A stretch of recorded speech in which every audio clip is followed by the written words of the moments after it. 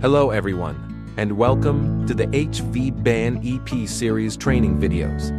In this how to set up video, we'll guide you through preparing your EP230 for the job site and review some essential safety information. Let's get started.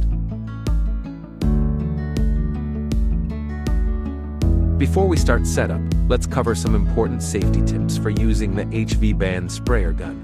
Always remember to engage the gun's lock by turning the knob this way to secure it. To unlock, simply rotate the knob opposite way. Following these steps ensures safe handling and prevents accidents. Before powering up your HVBAN EP230 sprayer, it's crucial to complete the following steps.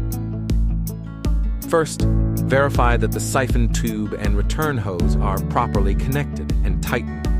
Check the inlet filter to prevent any blockages or debris inside.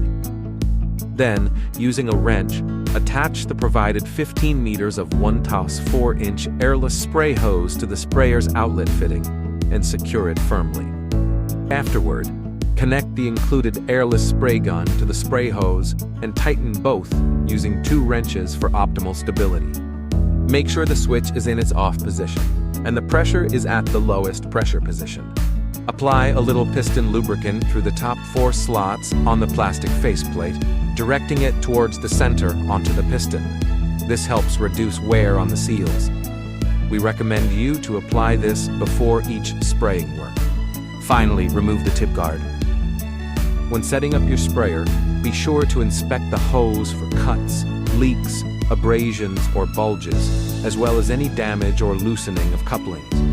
If you observe any of these issues, stop immediately and replace the hose with an approved substitute. And never try to repair the paint hose. Finally, ensure your safety on the job site by donning the appropriate personal protective gear at all times.